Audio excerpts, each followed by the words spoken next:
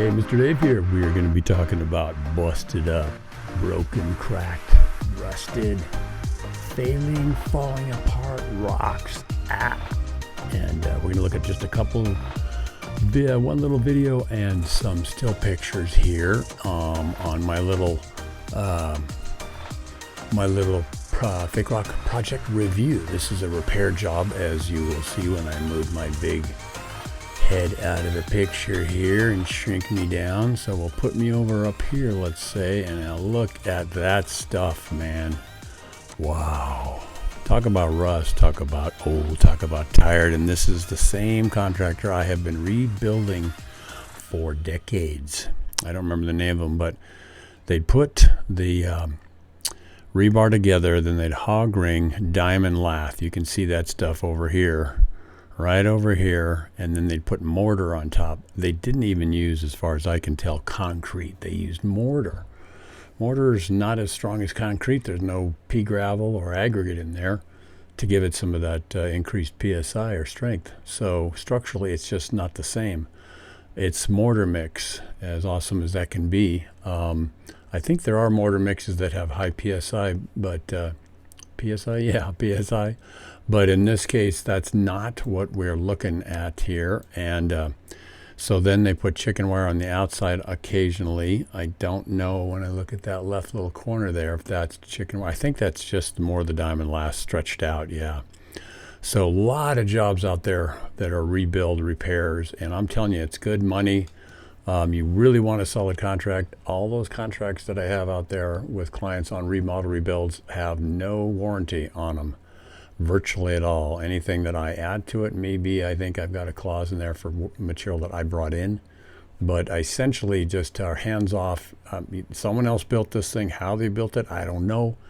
So exactly, and so I definitely don't take responsibility for what's already there and what could happen in the future, because this whole process you see here of rusting out, that will continue because these projects are all built the same way. Let's move back out here, and you can see the system, this technique of texturing that this contractor did. It's pretty simple. It's almost a wrinkled plastic or tin foil, and then I don't even know they're sold. I'm not even sure they actually used any stamps. I don't think rubber stamps maybe existed back in the day. So I'll open that up a little bit. Can I get my little arrow to show up? Yeah, cool. All right, so look at that. Isn't that incredible?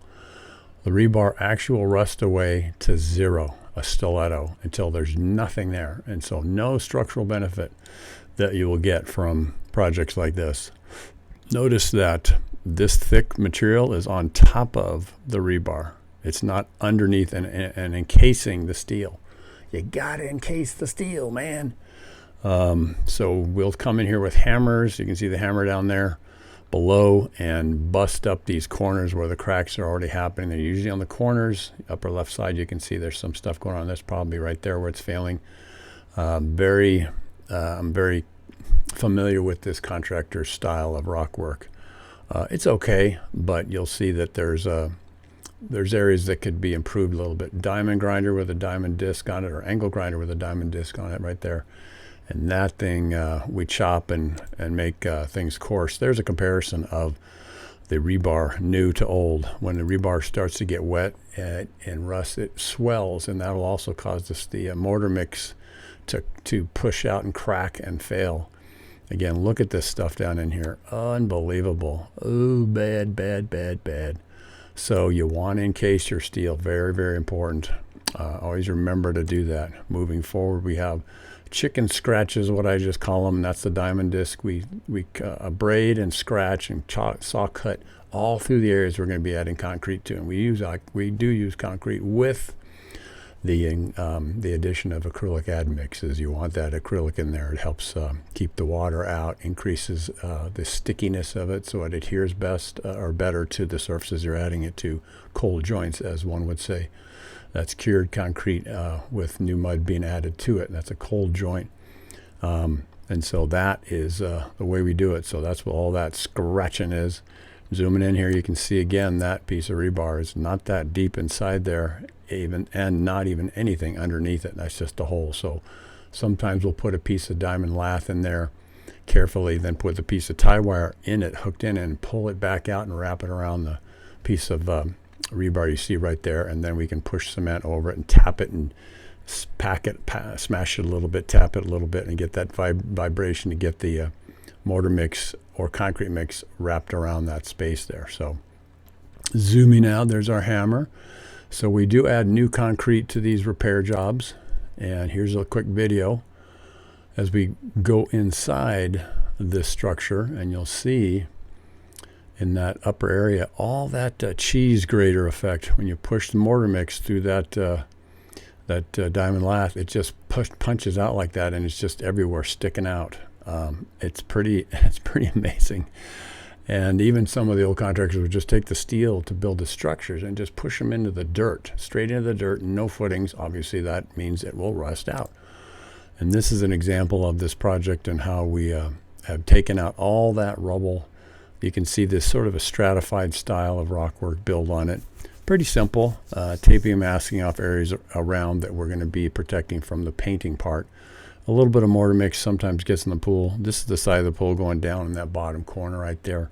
So we tape off the edges and go all the way down to the pool and come out maybe 5 or 6 feet once it starts to level off, to protect against some of the paint coming down and dribbling out off onto that.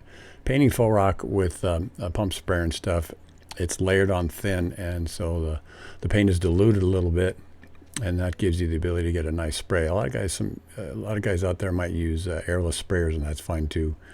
Whatever's your cup of tea. And so that's sort of the finishing approach to these things once we get the repair work done. But you can see all the rubble you can also put inside, so you don't have to haul stuff away. Less stuff you got to use your back to haul, the better for your back. So that's the way I look at it, man. So we put all the rubble in there, and we'll just put concrete all around and in there, again, tapping and vibrating it to get it to really grab and get around all the steel. I put new pieces of steel in there. The old steel, nowadays I actually spray paint on a Rust-Oleum anti-rusting paint on all the old rebar. I may have been getting ready to do that on this one before we put the concrete in. So I like to spray the old Rust-Oleum paint on all the old rusted stuff as best I can. It takes years and years for the stuff to rust out, even if it's just a little bit covered. Generally it's not happening overnight, but it's a good way to get things buttoned up and fixed up. So there again, you see how a stiletto it is, how rusting away that steel can go, and it can go to nothing, and big chunks of this thing just fall off. I got videos on my YouTube channel that shows an entire collapsing project just dropping down when we were tapping it with a little mini sludge and stuff. So you want to encase your steel, as I'm always talking about, and this is the end of the video here we're finishing up with. So remember to encase your steel, and a lot of demo work out there. That stuff is good money for those of you that are doing this for a living. If you need to fix it yourself, you can do it. I got over 1,000 videos now on my YouTube channel. Dave Henderson, Rock Carver, Business Builder. Google that on YouTube, or search that on YouTube, and you should find me. And there's some repair playlists for repairs and stuff. You can check that out. If you want to support my channel and my work here, you can go to davehenderson.podia.com. Sign up for my little memberships. $10 a month helps keep me putting along here, and that would be just so awesome. I love doing this stuff. I love the creative process, and going back over history, decades of doing this kind of thing, even sand sculpture projects that I did back in the day. And so it's been quite a ride. But anyway, enjoy sharing this stuff. It's fun to put the videos together, but I could use your support. So davehenderson.podia.com, and sign up for a membership, a Rockin' On membership. You get special discounts on products, 10% off all my products. So you can save more than your membership costs at the first shot at that. So give it a go. Dave R. Henderson has blogs and those sort of things, talking about other things as well. So you're welcome to check that out too. And anyway, give me any questions, give me feedback on what you see, what you'd like to see in the fake rock world, or starting your own business. And I've done that a couple of times and been able to do what I love for a living. And I even have a course on that too, which is really awesome. So anyway, God bless you guys. I look forward to your feedback when you get a chance. If you have any questions, let me know, and I will try to help you.